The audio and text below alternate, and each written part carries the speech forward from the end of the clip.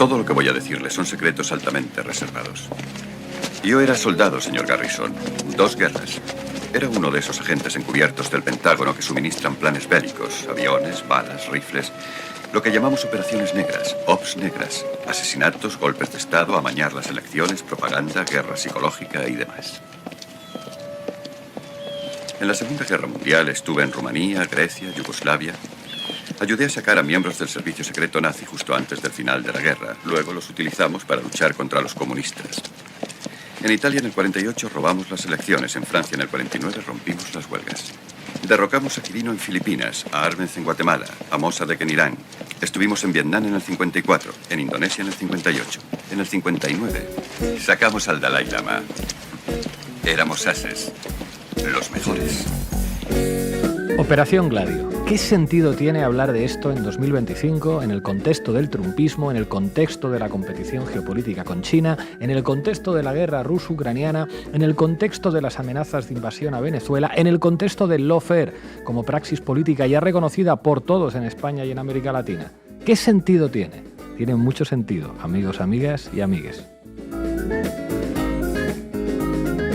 Si escribís en Google Operación Gladio, os aparecerá un montón de información. La CIA, la OTAN, los servicios secretos de muchos países europeos preparándose para responder a un ataque soviético contra Europa Occidental, atentados terroristas de falsa bandera en Italia, fascistas italianos colaborando con fascistas españoles para asesinar a los abogados de Atocha, comisiones parlamentarias en Italia y en Suiza que descubren que sus servicios secretos colaboraron con terroristas de extrema derecha para llevar a cabo atentados. Aldo Moro contándole a las Brigadas Rojas que los servicios secretos de Estados Unidos trabajaban con los jefes de su partido, la Democracia Cristiana, para evitar una colaboración con el Partido Comunista Italiano de Berlinguer, el PC de Berlinguer, la DC con su presidente secuestrado y el Papa, amigo de juventud de Aldo Moro, diciéndole a las Brigadas Rojas: no negociamos con terroristas. Aldo Moro, ejecutado por las Brigadas Rojas. Mario Moretti, uno de los dirigentes de las Brigadas Rojas, presentado como un agente doble por cierto periodismo progresista y el tipo poniendo cara de no mames, güey.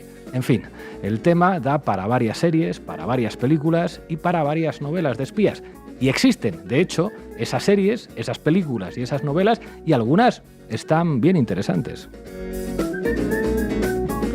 Pero, el problema de las series de espías, amigos, amigas y amigues, es que cuando te metes mucho en la trama, la política poco a poco va desapareciendo. Lo mismo ocurre con cierto periodismo llamado de investigación y con ciertos procedimientos judiciales. Al final, entre las rayas de cocaína, los servicios de prostitución, las pistolas, las persecuciones, 2 fiscales progresistas que se reúnen con un periodista de ultraderecha en un piso de un juez, que sí que es muy burdo, pero voy con ello, al final tienes un peliculón o un novelón o una pedazo de serie, pero no hay forma de entender cómo funciona la política. Y créanme que Gladio u Operación Gladio son significantes perfectos para entender cómo funciona el poder y, por lo tanto, cuál es el terreno de la política real. La Operación Gladio, en Italia y fuera de Italia, era básicamente una voluntad política de Estados Unidos y de otros estados europeos de la OTAN de evitar que los comunistas y la izquierda radical en general ganara poder político en sus países. Bueno, pues con ganarles las elecciones a los comunistas ya estaría, ¿no? Bueno, esto lo podría decir un demócrata ingenuo o un hipócrita sin vergüenza alguna, ¿verdad? Escuchen esto. El Estado de Derecho se defiende en las tribunas y en los salones, pero también en los desagües, dijo Felipe González en 1988 en lo que se interpretó después como una sincera reflexión política del presunto jefe de los GAL, de los grupos antiterroristas de liberación. Más allá de que González quisiera defender el Estado de Derecho u otra cosa, lo que dijo Felipe González es verdad. La lucha política se produce simultáneamente en los terrenos legales y en los terrenos ilegales. Hay lucha política para controlar los parlamentos y los gobiernos, sí, pero también hay lucha política, o debería haberla, para controlar los medios de comunicación y para controlar el poder judicial. Y hay lucha también, o debería haberla, dentro del Estado para ver quién manda en el Estado. Históricamente, en el estado de las barras y las estrellas y en los estados de Europa Occidental casi siempre han mandado los mismos, y eso es lo que explica que el terrorismo de Estado siempre ha sido una opción disponible aplicada de vez en cuando. Gladio, más allá de Italia, siempre fue eso, una voluntad de Estado de que los rojos no se acercaran al poder usando los medios que fueran necesarios para evitar que los rojos se acercaran al poder, incluido el terrorismo. Comprender esto sirve para entender cómo funcionaba la política y cómo sigue funcionando hoy, aunque ya casi no haya rojos. Por eso, cualquiera que haga política seriamente debe saber que los objetivos seriamente políticos no pueden ser solo llegar a llenar las manifestaciones de gente o tener muchos votos, sino también disputar el Estado, la empresa y los medios de comunicación con un ojo siempre puesto en la geopolítica. Hoy en La Base hablamos de Gladio. Bienvenidos y bienvenidas.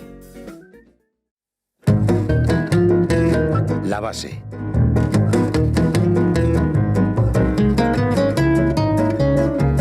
¿Terrorismo para lograr objetivos políticos? ¿Terrorismo de Estado para lograr objetivos políticos? Pues claro que sí, así funciona el mundo. Amigos, amigas y amigues, ¿qué nos traes, Irene Zugasti? ¿Qué tal, Pablo? Pues vamos a hablar de la historia de la red Gladio, que sí que es historia, que ocurrió hace 69 años, pero que tiene muchísima actualidad. ¿Y qué dice la prensa de todo esto, Manu Levín? ¿Qué dice? Bueno, vamos a encontrar aquí algunas piezas en la prensa no tan mainstream que nos hablan de la Operación Gladio y de cómo se las gastaba Estados Unidos en el mundo, y frente a eso vamos a ver lo que por el contrario nos suele contar la prensa dominante sobre lo que hace Estados Unidos por ahí. Dios bendiga a América, Estados Unidos, faro de la democracia y de la libertad, o no tanto, ¿verdad, Laura Arroyo? O no tanto. Yo voy a hablar de otra operación, de la Operación Cóndor, y también de cómo es Estados Unidos. Dice que es muy demócrata, pero tiene muchísimo que ver en golpes de Estado en nuestra región. Y como todo se inventa en Italia, el trumpismo se inventó en Italia con Berlusconi, casi todo se inventa allí, hoy vamos a contar con Raúl Sánchez Cedillo para que nos hable un poco de terrorismo de Estado en Italia, que siempre es una buena escuela política. Arrancamos, Ada. La Base de datos. Informa Irene Zugasti. Infórmanos todo lo que puedas. Lo que se conoce como Red Gladio se fundó hace justo 69 años, el 26 de noviembre de 1956. Poneos el impermeable compás porque hoy sí que nos bajamos tras alcantarillas de Europa. Vamos a contarles un fenómeno que durante décadas fue tratado como una teoría conspirativa hasta que la evidencia institucional obligó a reescribir los libros de historia de la Guerra Fría. Qué pena que muchos no se los hayan leído. CIA, OTAN, terrorismo de Estado, neofascistas armados. Zugasti, ¿cómo sabes lo que a mí me gusta? Yes. Pero hoy no voy a empezar por el principio, sino por el final de esta historia. Nos vamos a ir a 1990, en concreto al 24 de octubre de 1990. Giulio Andreotti, primer ministro italiano, comparece ante la Cámara de Diputados de su país, acorralado por las investigaciones del juez Felice Casson. Andreotti reconoce oficialmente la existencia de una estructura de información, respuesta y salvaguarda, la red Gladio. Admite, de hecho, que desde el final de la Segunda Guerra Mundial ha existido una red clandestina, armada y financiada por la CIA y por los servicios de inteligencia europeos. Alguien tenía que proteger a Europa del terror rojo, ¿verdad? Para comprender Gladio hay que acudir a la doctrina militar de 1948 ante el temor de una invasión soviética convencional sobre Europa Occidental. Estados Unidos y el Reino Unido, a través de la CIA y el MI6, siempre al servicio de Su Majestad, diseñan lo que técnicamente se denomina redes stay behind, quedarse detrás. Tengamos en cuenta que en 1945 los nazis han sido derrotados, pero las potencias aliadas occidentales, con Estados Unidos y Reino Unido a la cabeza, siempre tuvieron claro quién era el principal enemigo, el comunismo. Tras la Segunda Guerra Mundial, mucho personal militar de élite estadounidense se había mostrado a favor incluso de marchar directamente hacia Moscú. La Unión Soviética es poderosa y, lo que es peor para Washington, los partidos comunistas en países como Italia o Francia se han hecho muy fuertes y los héroes de la resistencia antifascista cuentan con un importante apoyo popular. ¿Y qué son las redes Stay Behind? Pues la premisa táctica documentada por historiadores como Daniel Ganser era la siguiente. Si el ejército rojo llegaba a Europa, estas células durmientes, compuestas por civiles entrenados y por militares, se activarían para realizar labores de sabotaje, de inteligencia y de guerrilla. Bajo el paraguas del Clandestine Planning Committee de la OTAN, estas estructuras se replicaron en toda Europa. Esdra en Grecia, Counterguerrilla en Turquía o la propia Gladio en Italia. Y en España, bueno, luego les hablamos de España. El problema histórico surge cuando esa amenaza externa no se materializa y la estructura decide virar su objetivo hacia la amenaza interna.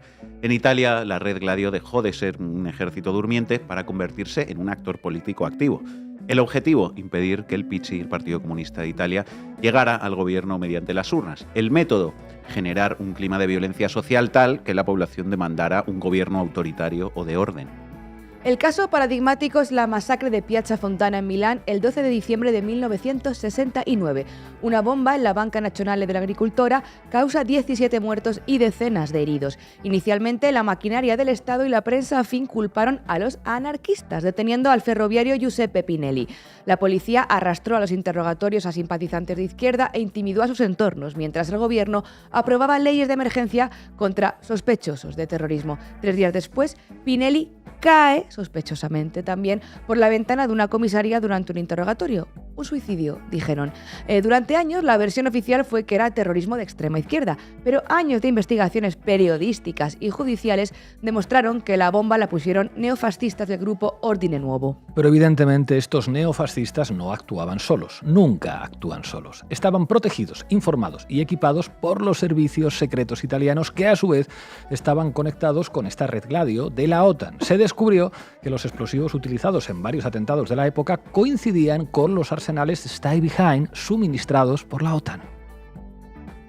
Indagini disposte dal giudice Mastelloni, oggi i carabinieri di San Vito al Tagliamento, in provincia di Pordenone, hanno trovato il primo deposito di armi della Gladio. Si tratta di 7 cassette metalliche recuperate davanti ad una chiesetta. Le cassette conterrebbero pistole di vario calibro, fucili e un gran numero di munizioni. Oggi ad Udine abbiamo ascoltato uno delle centinaia di gladiatori in servizio negli anni 50 e 60. Bueno, encuentran las armas y no se trataba de elementos incontrolados, sino de una simbiosis entre neofascistas y estructuras de la inteligencia atlantista italiana, y no solo en toda Europa. Y esto no es una teoría de la conspiración de un foro de internet a las 3 de la mañana. Esto es historia. El pastel se descubrió oficialmente en 1990, como les decíamos, cuando el primer ministro italiano Giulio Andreotti, acorralado por las evidencias judiciales, tuvo que admitir ante el Parlamento la existencia de Gladio. Dijo que era una estructura defensiva de la OTAN que había estado operativa desde la Guerra Fría.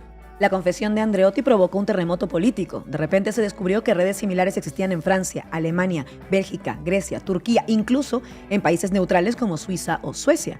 Las investigaciones parlamentarias italianas sobre Gladio dieron como resultado un informe de 300 páginas sobre las operaciones en Italia y sus conexiones con Estados Unidos. No fue hasta años más tarde que, descubierta ya la red Gladio, el general Gianadelio Maletti, ex jefe de inteligencia de Italia, reveló en una entrevista al periódico italiano La Repubblica que los atentados de la Piazza Fontana fueron perpetrados por grupos neofascistas apoyados por la CIA, cuyo objetivo era detener el ascenso de la izquierda en Italia.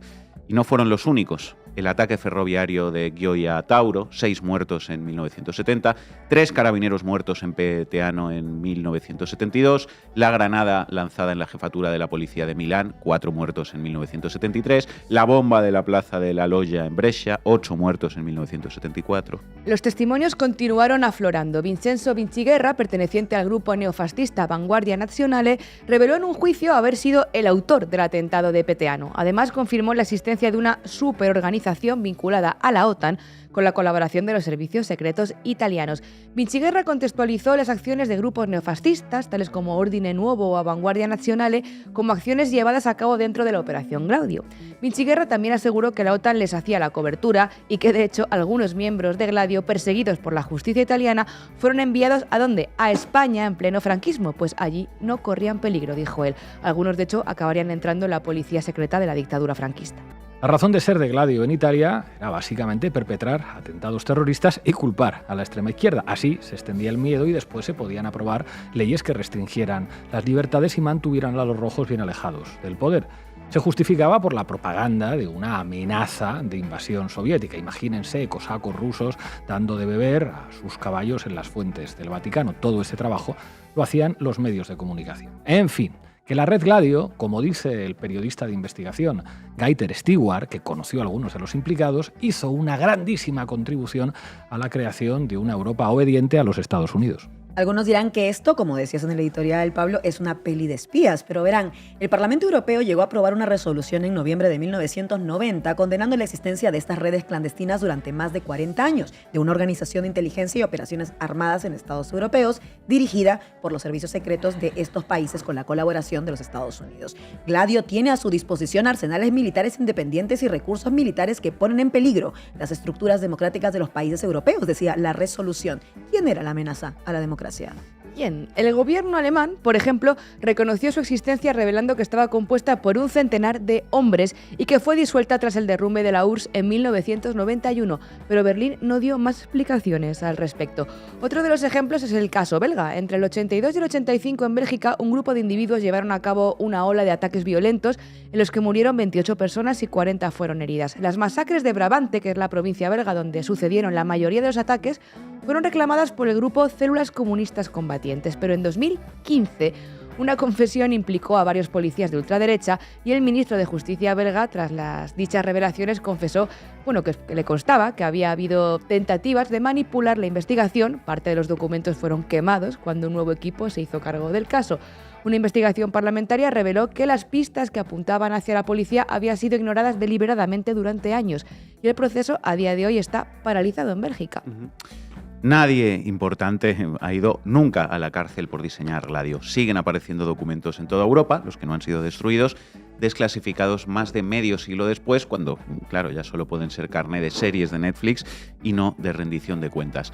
Pero Gladio sirvió también para domesticar a aquellos líderes socialdemócratas excesivamente ambiciosos como François Mitterrand, Willy Brandt y Olof Palme, y a la socialdemocracia que estaba contra la guerra de Vietnam o se llevaba bien con la Cuba de Castro, con el Chile de Allende o con los países del este. Y os he prometido España, ¿verdad? Pues recomiendo una pieza de Leila Martínez que investigó esto. Nos tenemos que ir al año 67, cuando Carrero Blanco iniciaba la Organización Contrasubversiva Nacional. No fueran a montarle un mayo francés los estudiantes aquí en España, ¿no? Busca infiltrar al movimiento y señalar a los objetivos que después eran detenidos y torturados. En 1972, la Organización Contrasubversiva Nacional se convirtió en el Servicio Central de Documentación, el SECED, quédese con ese nombre, un organismo bastante más ambicioso. Al frente, el hombre de confianza de Carrero Blanco, el general San Martín, que acabaría dirigiendo la división acorazada Brunete, sí, la que tomó Televisión Española durante el golpe de Estado del 23F. Carrero voló, como es sabido, pero San Martín, aunque fue condenado a 10 años, no cumplió ni 3.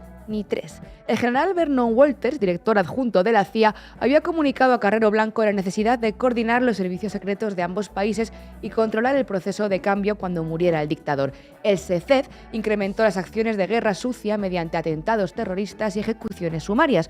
Muchas de estas acciones contaron con el apoyo de Gladio, como por ejemplo los sucesos de Montejurra en 1976, un atentado contra miembros de la rama izquierdista del carlismo en el que está documentada la participación de al menos 2 agentes de Gladio, Rodolfo Eduardo Almirón, el miembro de la AAA argentina, y Stefano Delle Chiaie, un conocido terrorista de la ultraderecha italiana. También andaba por ahí Jean-Pierre Chagall, un paramilitar francés que conocía bien las atrocidades cometidas contra la disidencia argelina, fue uno de sus ejecutores.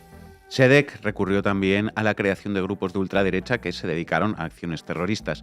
Entre 1975 y 1982, estos grupos realizaron un total de 74 atentados y 66 asesinatos bajo siglas como Batallón Vasco Español, Alianza Apostólica Anticomunista, Acción Nacional Española o Grupos Armados Españoles.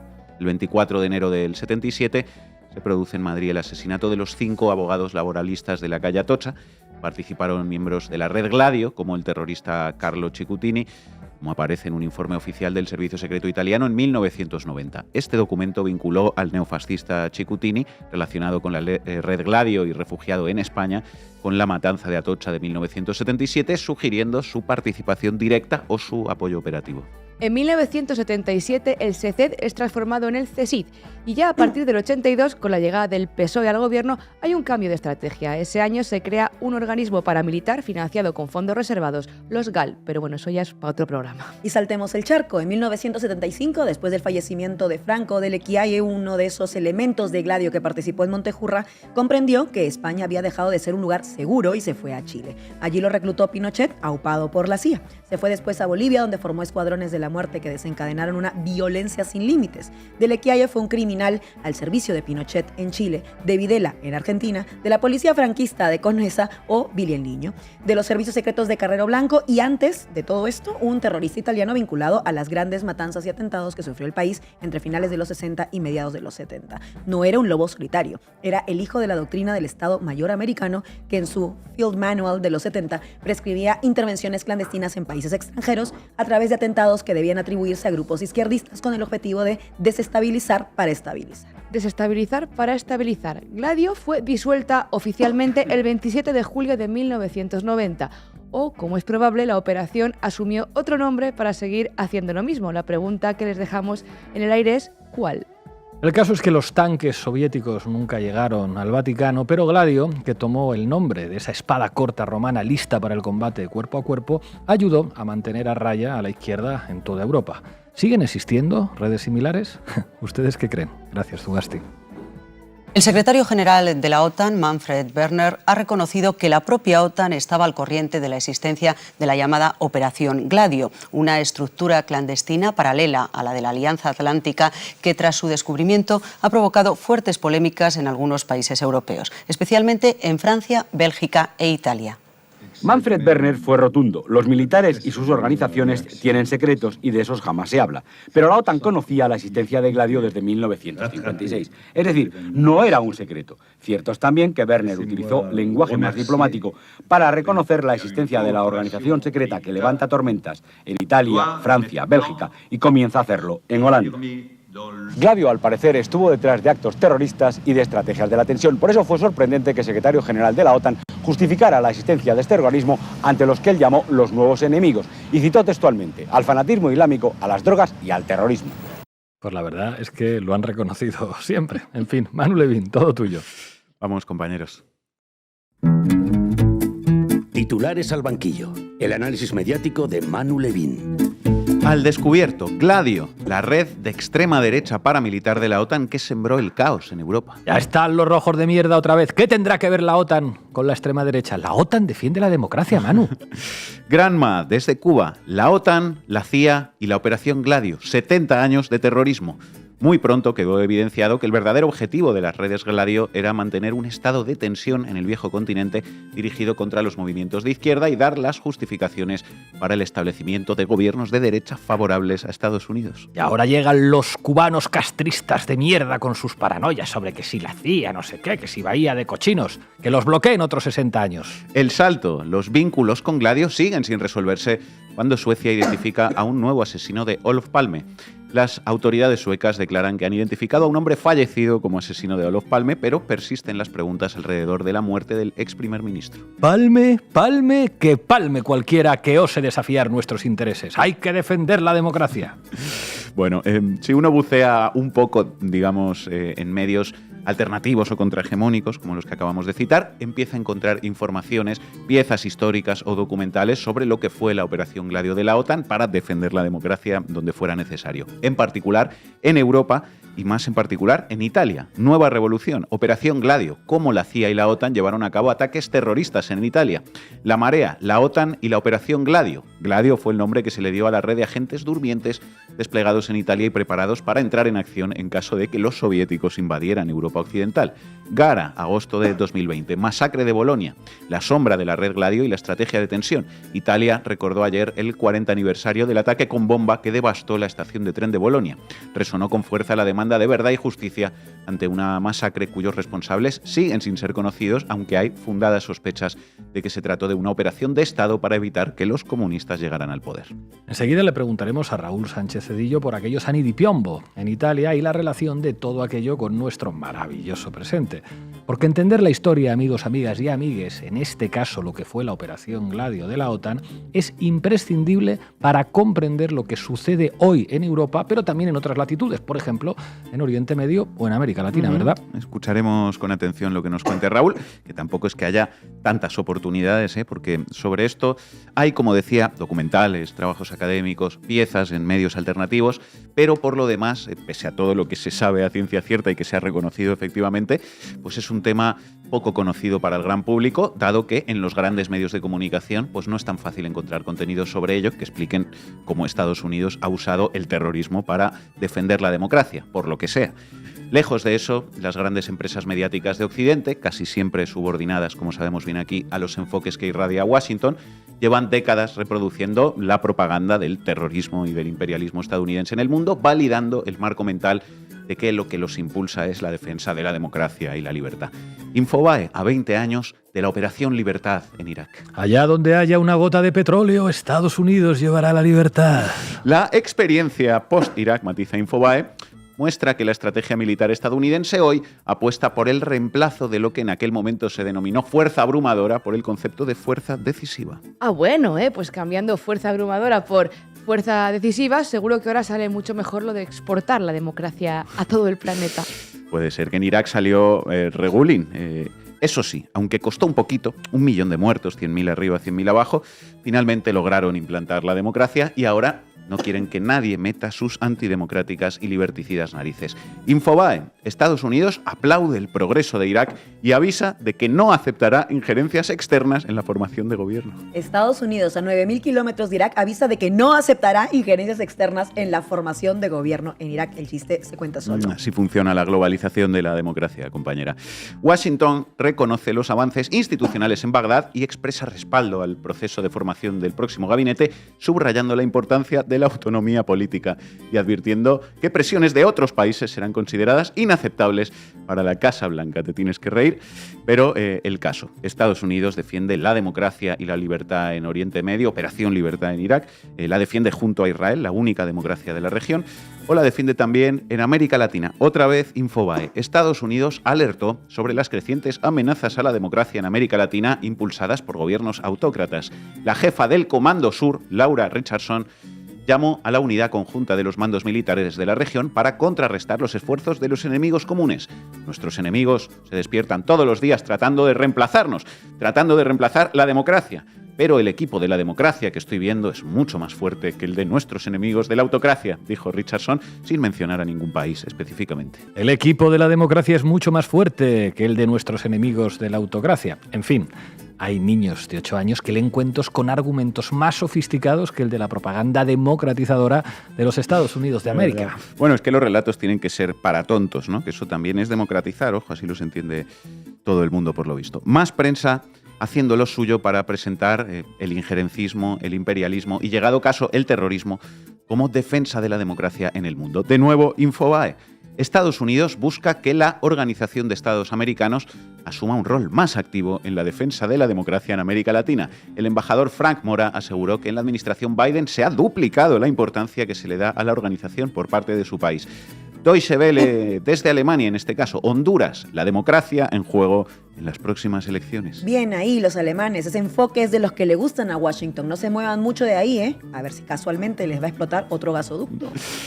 Más de Infobae, volvemos. Pieza de hoy mismo, que el programa de hoy no solo va de historia, va del presente. Nasri Asfura agradeció el apoyo de Trump en la antesala de las elecciones en Honduras, firmes para defender nuestra democracia. A través de un mensaje en redes sociales, el candidato presidencial destacó la importancia del apoyo del mandatario republicano y reafirmó su compromiso con la defensa de la democracia y las libertades en Honduras, señalando que la fecha electoral será clave para el país. ¿Que por qué a Estados Unidos de repente le interesa la democracia en Honduras? Porque en Honduras, de un tiempito a esta parte, gobierna la izquierda. Y ganan otra vez, a ver cuánto tardamos en escuchar hablar del cártel de los soles y sus tentáculos en Honduras. Este miércoles, Trump publicó en su cuenta de Truth Social un llamado directo al electorado hondureño para votar por Asfura, a quien calificó como el único aliado genuino de la libertad en la nación centroamericana. En su mensaje cuestionó a los otros principales candidatos. Señaló a Rishi Moncada, del Partido Libertad y Refundación, como cercana al comunismo y describió a Salvador Nasrallah, del Partido Liberal, como parte de una estrategia para dividir el voto opositor.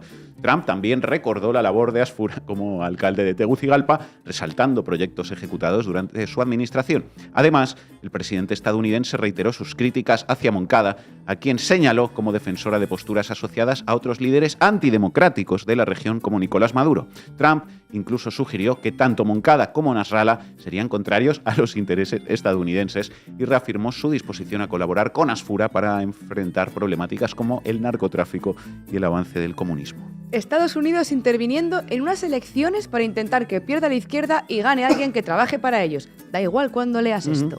Y no van a aceptar injerencias externas en la formación de gobierno de otro país. Acabáramos.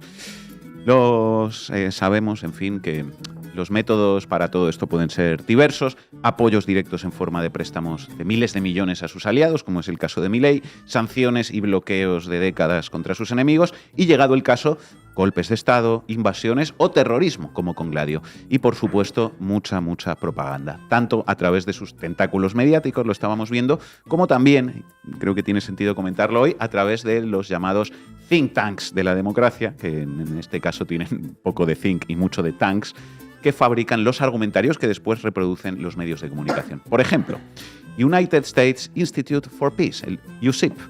En América Latina, Estados debería poner las alianzas democráticas en primer plano. Para promover la democracia en la región, Washington debería cultivar sus relaciones con los pilares democráticos regionales como Costa Rica. USIP, una democracia más fuerte, es la respuesta a la violencia y el conflicto en América Latina. Brookings, otro think tank. ¿Cómo puede Estados Unidos apoyar la democracia y el desarrollo en América Latina? Para debatir cómo Estados Unidos debería interactuar con América Latina, David Dollar se reúne con Santiago Levy, investigador principal no residente del Programa de Economía Global y Desarrollo de Brookings y asesor principal del Programa de las Naciones Unidas para el Desarrollo. Pues sin duda, alguien con el apellido Dollar es la persona indicada para decir cómo debe Estados Unidos defender la democracia en América Latina. David Dollar, Larry Lithium y Frank Petroleum debaten sobre cómo llevar la libertad a América Latina. ¡Oh, yeah! A Frank Petroleum le interesa Venezuela especialmente. En fin, frente a toda esta cantinela de que lo que mueve a Estados Unidos a intervenir en cualquier punto del planeta aplicando los repertorios de violencia que sean necesarios es la promoción de la democracia, que por más que suene ridícula y ya hasta aburra, la prensa sigue reproduciendo sine die, aquí os traigo, compañeros, para acabar, un sincericidio de otro think tank estadounidense, poco think y mucho tank, que lleva el nombre de otro gran promotor de la democracia mundial, el George W. Bush Presidential Center. Apoyar la democracia en el extranjero promueve la prosperidad en casa. Las empresas estadounidenses están presentes en casi todos los países del mundo y realizan inversiones y operaciones en una compleja red de democracias, autocracias y estados híbridos a diario. La inversión acumulada en el extranjero alcanzó los $6,83 billones a finales de 2024, según la Oficina de Análisis Económico de Estados Unidos. Dado el grado de interrelación entre la economía estadounidense y el mercado global, el panorama político en estos países influye significativamente en el éxito de la economía estadounidense. Estudios han demostrado que las formas democráticas de gobierno promueven un mayor crecimiento económico, mercados más abiertos y estables para las empresas estadounidenses y un clima de inversión más estable y confiable que las autocracias. Este punto importante, aunque a menudo pasado por alto, es crucial para el desempeño de las empresas estadounidenses en el extranjero y para cómo la inversión internacional puede impulsar la economía estadounidense. Apoyar la democratización no solo es lo correcto en términos de derechos y justicia, también es un medio estratégico y sensato para apoyar el crecimiento económico estadounidense y las perspectivas del sector privado del país. El bienestar de los ciudadanos estadounidenses y la prosperidad de Estados Unidos están ligados al destino de la democracia en todo el mundo. A medida que la democracia se globaliza, también lo hacen los mercados internacionales y la prosperidad de Estados Unidos y sus ciudadanos. Apoyar la democracia en el extranjero beneficia a las empresas estadounidenses, o como se dice en las rupturas, no es por ti, es por mí. Pues se agradece, la verdad, la sinceridad del George W. Bush Presidential Center, pero la tele y la prensa te dicen, en cambio, que esto va de libertad y de democracia. Ya. Gracias, Manu. USAID, which is a CIA front, put $5 billion into funding those riots. Those riots lead to a coup d'etat against the first democratically elected government of the Ukraine. A month before that government is overthrown, Victoria Nuland, who's the part of the centerpiece of the neocon ideology and who is now a high-level official in the State Department, has a secret call with the U.S. ambassador, which is tape recorded and is now public, which anybody can go and look up, where she is picking the new cabinet for the Ukraine, which is, which is a U.S. Western cabinet. That's the point, is USAID doesn't really do, and the CIA don't do democracy. The CIA has overthrown, I think, 83 governments between 1947 and 1997. That's a third of the governments on Earth, and most of them were democracies. Todo tuyo, Laura Arroyo. Vamos, equipo. Se tenía que decir, con Laura Arroyo. Golpismo, esa palabra que nos suena en la cabecita cuando pensamos en las derechas de estos tiempos, unas derechas que solo son democráticas cuando gustan de los resultados. Pero es realmente nuevo este golpismo, es una señal de estos tiempos. Pongámonos en contexto.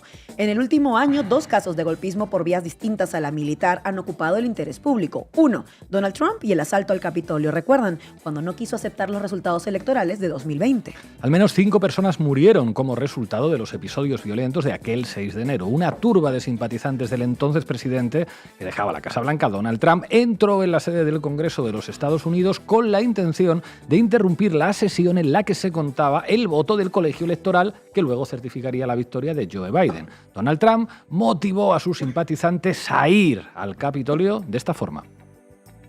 We're going to walk down and I'll be there with you to the Capitol and we're going to cheer on our brave senators and congressmen and women, and we're probably not going to be cheering so much for some of them,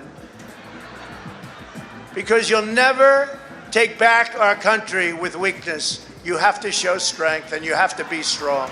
Donald Trump fue juzgado, pero dio igual. El abogado especial designado para investigar los esfuerzos de Trump para tumbar las elecciones de 2020, Jack Smith, publicó un informe que concluye que si Trump no hubiese sido reelegido, lo más probable es que hubiese sido condenado. Smith habló de la estrategia trumpista basada en el engaño, la difusión de bulos sobre un falso fraude electoral que concluyó en una turba asaltando el Capitolio. Pero como decimos, dio igual.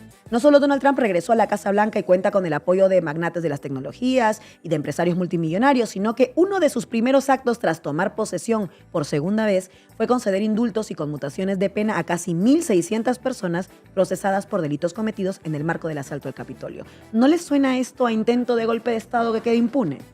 Pero no todos los intentos de golpe quedan impunes. Nuevamente, el sur global nos da una alegría con la sentencia firme contra Jair Bolsonaro. En efecto, en Brasil la situación es distinta, Sugas. Este martes, la primera sala de la Corte Suprema de Brasil ha anunciado la conclusión del proceso penal contra el expresidente Jair Bolsonaro y ha declarado firme la condena a 27 años de cárcel por golpismo. Lo único que queda pendiente es decidir el lugar en el que será recluido. No olvidemos, por cierto, que esta decisión se anuncia tan solo 4 días después de que Bolsonaro fuera llevado a prisión por manipular la tobillera electrónica que portaba mientras cumplía prisión domiciliaria. No han faltado excentricidades en este proceso.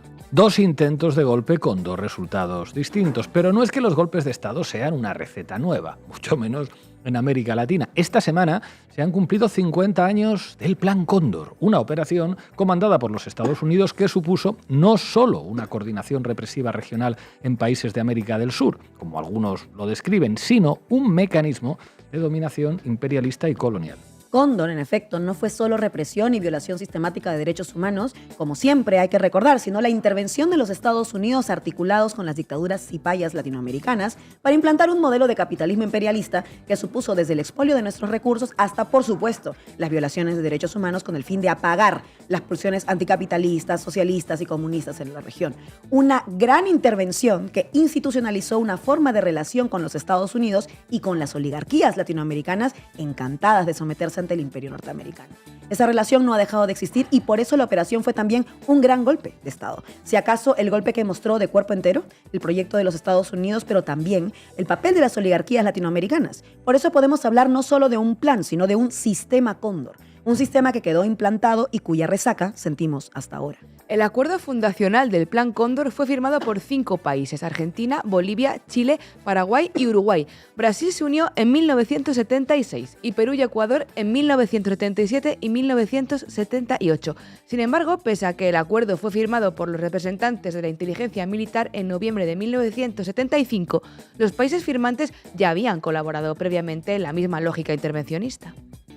Cuando vemos a la oligarquía venezolana pidiendo, por ejemplo, a los Estados Unidos que invadan su propio país, cuando vemos a la oligarquía colombiana celebrando que le retiren el visado a su presidente Gustavo Petro, o cuando vemos a la oligarquía del Perú aplaudiendo que un Congreso ilegítimo declare persona non grata a la presidenta de México, Claudia Sheinbaum, por conceder el asilo a la exprimera ministra de Pedro Castillo, pues en realidad lo que estamos viendo es ese mismo sistema Cóndor más vivo que nunca. Pero los golpes de Estado, auspiciados por los Estados Unidos en la región, no se ciñen, por desgracia, solamente al Plan Cóndor, porque los Estados Unidos siempre han pensado que América Latina es básicamente su patio trasero.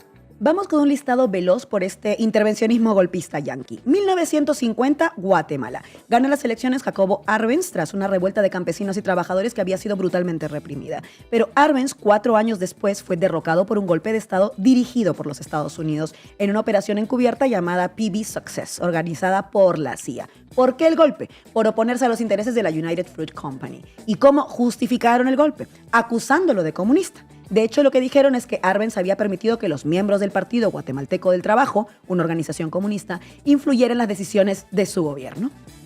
Vaya escándalo incluir en tu círculo de asesores a comunistas. Me recuerda al presidente del Tribunal Superior de Justicia de Castilla y León, que estaba muy enfadado porque un servidor fuera vicepresidente segundo de España. Su señoría llegó a declarar: con comunistas en el gobierno de España, la democracia está en solfa. En fin, los golpistas y los anticomunistas son iguales en todas partes. No son muy originales, no. Tras el golpe de Estado se instaló una dictadura, la dictadura militar de Carlos Castillo Armas. Jacobo Arbenz huyó del país y murió en el exilio en Ciudad de México en 1971. Avancemos 10 años. 1964, Brasil. Un golpe de Estado militar contra el presidente socialdemócrata João Goulart puso fin a la Cuarta República Brasileña y dio inicio a la dictadura militar que duraría desde 1964 hasta 1985. El 31 de marzo del 64, el jefe de la guarnición de Minas Gerais dio inicio a la revuelta avanzando hacia Río de Janeiro. Ese mismo día, la Embajada de los Estados Unidos en Brasil empieza la operación Brother Sam, cuyo objetivo era asegurar el golpe. Meses antes, John F. Kennedy había advertido de la importancia de evitar que Brasil se convirtiera, cito, en otra China o Cuba. El presidente Lyndon B. Johnson se encargó, después de brindar el apoyo militar estadounidense para este golpe de Estado. El derrocamiento de Goulart fue una de las victorias más significativas para los Estados Unidos durante la Guerra Fría. No olvidemos que se trataba del 5º país más poblado del mundo y con un peso en la región que generaba eco.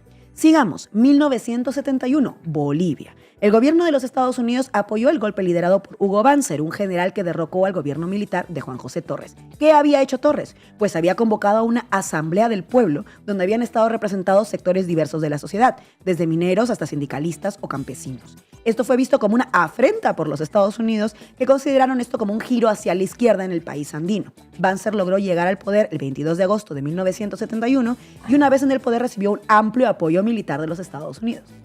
El legado de Banzer fue una sistemática represión y violación de derechos humanos, así como también de las libertades políticas. Torres fue secuestrado y asesinado en 1976 como parte de la Operación Cóndor. Y nuevamente el mismo golpismo y las mismas recetas. Cuando en 2019 se produjo un golpe de Estado contra el presidente Evo Morales en Bolivia, vimos al comandante en jefe de las Fuerzas Armadas de ese país instando al presidente a renunciar en un mensaje por televisión. Pero vimos también a instituciones como la OEA hacer de árbitros comprados para derrocar a un líder cuya ideología le sigue valiendo hoy represalias políticas tanto fuera como dentro de Bolivia. Los Estados Unidos otra vez estuvieron involucrados y lograron que asumiera la presidencia Yanín Áñez, quien fue juzgada y condenada por golpista, pero que ha sido recientemente liberada con la llegada del nuevo presidente de Bolivia, Rodrigo Paz. El mismo golpismo y las mismas recetas. Y sigo porque no podemos dejarnos fuera a Chile, un golpe de Estado contra el presidente socialista Salvador Allende, quien había sido elegido democráticamente en 1970, sentando así un precedente de cómo el socialismo podía ser competitivo electoralmente en la región. Allende fue una figura utilizada como herramienta disciplinadora por parte de los Estados Unidos, que buscaron con el golpe de Estado militar chileno no solo neutralizar a Allende, sino neutralizar posibles victorias socialistas en la región. Los Estados Unidos intentaron primero obstaculizar económicamente a Chile con trabas y con bloqueos para generar una crisis económica. Pero no les bastó con eso y con Richard Nixon en la presidencia estadounidense impulsan un golpe de Estado con la participación de la CIA. Impusieron así la dictadura militar de Augusto Pinochet. En este proceso, no solo la oligarquía económica chilena mostró su rostro cipayo, sino que la articulación con el poder mediático fue clave. El diario chileno El Mercurio, cuyo dueño Agustín Edwards admitió haber tenido contacto con la CIA antes del golpe contra Salvador Allende, un rol activo, lo hemos contado aquí en varias ocasiones, antes y durante el golpe de Estado del 11 de septiembre.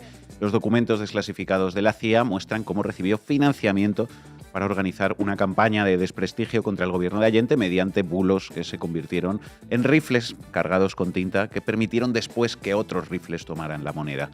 Durante la dictadura, el Mercurio fue un medio activo en la propaganda al servicio de Pinochet. El mismo golpismo y las mismas recetas.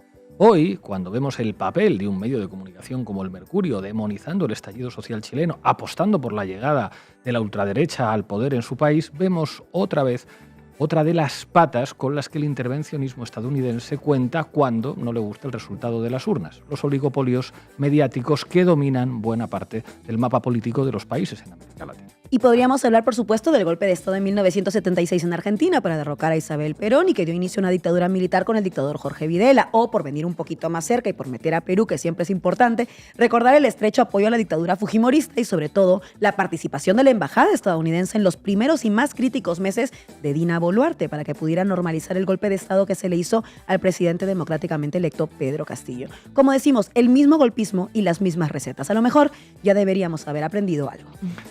Ver a Donald Trump hoy desplegando a su armada en el Caribe, atacando embarcaciones y asesinando a personas en aguas internacionales, interviniendo en la soberanía de países como Colombia o como Honduras, puede sonar escandaloso, pero no es una política nueva. Con republicanos o con demócratas en la Casa Blanca, la política estadounidense de cara a América Latina ha sido siempre parecida: golpismo, injerencismo y desestabilización. Ya sea por la asfixia económica, por la financiación a candidaturas de su agrado, por el apoyo a las oligarquías económicas y mediáticas, o a través del lawfare, o si hace falta directamente con los tanques, la intención de los Estados Unidos siempre es la misma: hacer renacer al cóndor, o mejor dicho, evitar que ese sistema de dominación que mantienen muera de una maldita vez. Gracias, compañera. Y es que, como podemos ver en el siguiente mapa, casi todos los países de América Latina han sufrido algún tipo de intervención por parte de Washington a lo largo del siglo XX, ya sea con una intervención militar directa, con el apoyo a golpes de Estado locales o con la presión para derrocar gobiernos a través de coyunturas económicas. Especial mención tienen los países centroamericanos y del Caribe. Por ejemplo, Cuba ha sufrido 8 intervenciones y más numerosos intentos de asesinato a Fidel Castro. Panamá, por su parte, 7 intervenciones, en Nicaragua 6 y Guatemala 4. El faro de la democracia. En fin, hoy nos acompaña Raúl Sánchez Cedillo. Raúl, muchísimas gracias por atender a la base. Hola, ¿cómo estáis? Raúl, te quiero preguntar qué podemos aprender de la experiencia italiana. Los italianos siempre son el precedente de todo y la sofisticación de muchas cosas.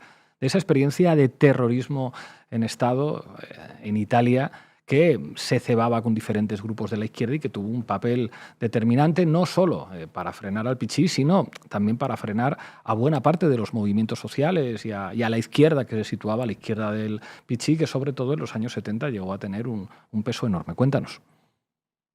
Bueno, habría que decir que el PCI se frenó a sí mismo, porque digamos que interpretó que el golpe de Estado de Pinochet en Chile y luego el conocimiento obvio que tenían de la red Gladio o de algo parecido y de una policía y unos servicios secretos que hay que recordar que pese a que Italia es una república constitucionalmente antifascista, nunca depuró a sus fascistas y que por lo tanto ese peligro estaba ahí, el intentos de golpe, ¿no? El gobierno Tambroni que mete por primera vez al movimiento social italiano, el golpe de Giulio Valerio Borghese, que fue extrañamente desactivado prácticamente en las horas anteriores a su desencadenamiento. Esto fue en el 70. Esto, digamos, nos muestra principalmente algo que no está tan claro y que, digamos, la conciencia progre suele obviar, y es que el fascismo nunca desapareció. Es decir, el carácter antifascista del proyecto europeo o de las repúblicas que nacieron de la derrota de los nazis y de sus colaboracionistas, esas repúblicas pusieron no en la nevera a los fascistas, sino que les dieron otra función. me refiero obviamente a activistas terroristas, asesinos, pero también a elementos de inteligencia, de infiltración de los movimientos sociales, estrategia de la tensión, etcétera, etcétera. Es decir, la República Italiana, que como recordamos, pues se constituye en 1948, las elecciones, la Constitución desde el 48, las elecciones del 46 las pierde el Partido Comunista. A partir de ahí, el ministro de Interior, Mario Scelba, no depura los cuerpos policiales, obviamente no depura a los elementos monárquicos y fascistas de los servicios militares de información, el SIFAR en aquel momento, que luego fue el SISBE. Es decir, es algo que sucede en toda Europa. Es decir, con alguna excepción, desde luego esa excepción no es la República Federal Alemana. En ese sentido, la diferencia con España no es tan de naturaleza, es de grado. De hecho, como habéis comentado, pues mediante la intermediación de esos servicios secretos, pues Stefano della Chiaie, Vinci Guerra y otros fascistas iban y venían para refugiarse en España y también para enseñar cómo se hacían esas cosas clandestinamente en la transición, desde Montejurra a Atocha a otros ejemplos, ¿no? Es decir, la lección principal es que incluso en una república nominalmente antifascista, con un pluralismo político, con una televisión que en aquel momento, recordemos, era la RAI, se repartía entre los partidos y donde, por supuesto, el Partido Comunista Italiano tenía un gran peso de, por así decirlo, contrahegemonía cultural. La contrahegemonía cultural del PC es sin duda la mayor alcanzada por un partido no capitalista en una democracia burguesa, ¿no? En términos intelectuales, de escritores, de análisis político, de presencia en los medios también. Pues bien, justamente esa renuncia que hizo el PC era el verdadero problema que tenía que haber abordado. La situación estaba muy clara. En el mundo de Yalta no podía gobernar un partido comunista en Occidente, nunca jamás. Gobernar una democracia burguesa, gobernar un capitalismo fordista, ni siquiera eso, no ya desafiarlo, obviamente.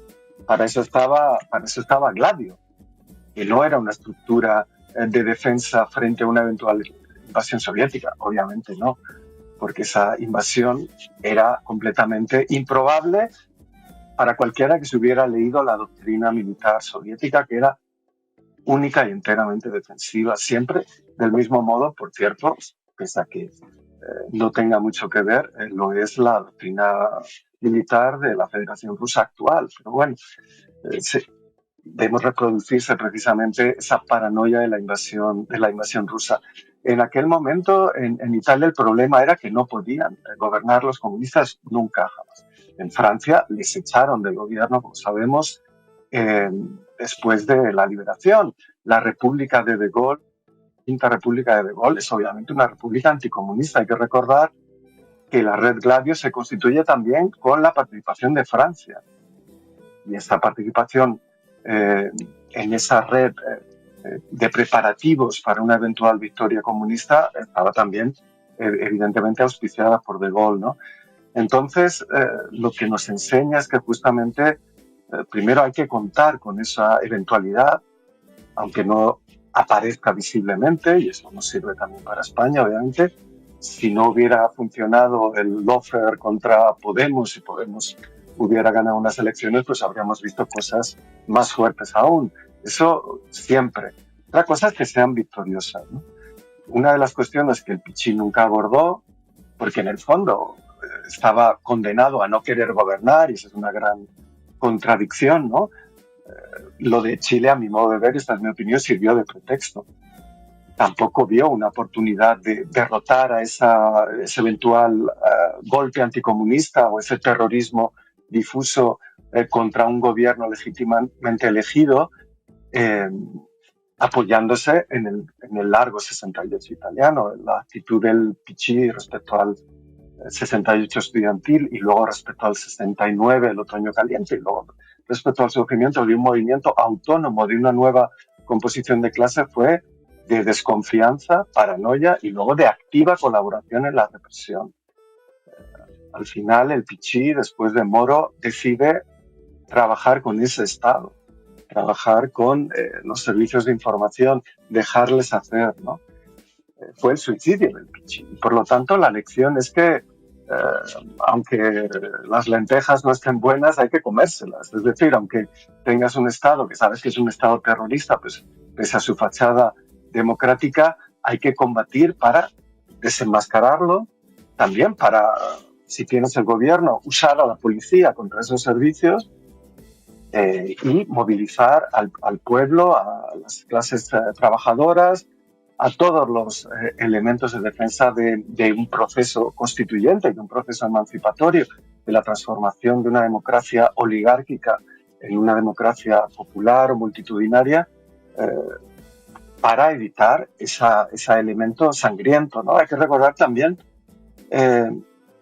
que no hay contradicción entre el uso de estos fascistas y los métodos democráticos. El caso más claro es quizá el de Portugal, ¿no? Donde Mário Soares era el hombre de Washington, el amigo de Frank Carlucci, el embajador y luego miembro de la CIA en Portugal, que discutiendo con Kissinger discutía la eventualidad quizá de promover un golpe, ¿no? Pero viendo cómo, por un lado, la torpeza del Partido Comunista y la activa participación del Partido Socialista en ese pánico anticomunista, hicieron que no fuera necesario. Exactamente lo mismo en Italia. Es decir, había partidos que sabían de Gladio y no eran solo la Democracia Cristiana, era también el llamado Partido Socialdemócrata, donde estaba la Loggia P2, ¿no? Fue luego el Partido Socialista Italiano de Craxi y compañía, ¿no? Es decir, cuando afrontamos la transformación del Estado, tenemos que abordar eso que siempre está.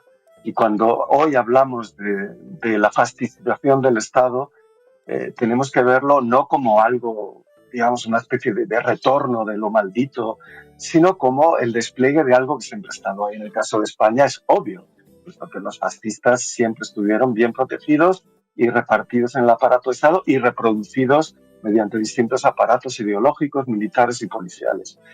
En el caso de Italia, el hecho de que ese partido, el movimiento social italiano y sus elementos en el aparato de Estado nunca fueran realmente combatidos, pese a la activa participación en varios intentos de golpe de Estado, pues se paga ahora, donde tenemos a Giorgia Meloni, que obviamente estará reforzando sistemáticamente esas estructuras que nunca se disolvieron, es obvio, nunca se disolvieron, cambiaron de nombre, hay gente que se muere, que se jubila, pero ha enseñado a otros para desempeñar esa cuestión. Hoy, en el régimen de guerra, lo que parece un escándalo democrático es la normalidad. Los fascistas son necesarios para salvar la democracia. Ese enunciado lógicamente inconsistente es políticamente operativo y eso es lo que siempre sucede. Raúl Sánchez Cedillo, muchísimas gracias por atender una vez más a Canal Red y a La Base. Llegamos al final del programa. Recuerden hacerse socios y socias de Canal Red en apoya.canalred.tv o en el QR que aparece en sus pantallas. Es muy importante que lo hagan en estos días porque estamos desarrollando la aplicación para escuchar en tu teléfono móvil, sea de la marca que sea, Canal Red, Radio Red, que se va a poder escuchar a partir de ahora bajándote la app, pero para eso necesitamos más apoyos y hoy te dejamos con un temazo de la banda Basotti, Luna Rosa, que habla precisamente del atentado terrorista en Piazza Fontana. Hasta el lunes.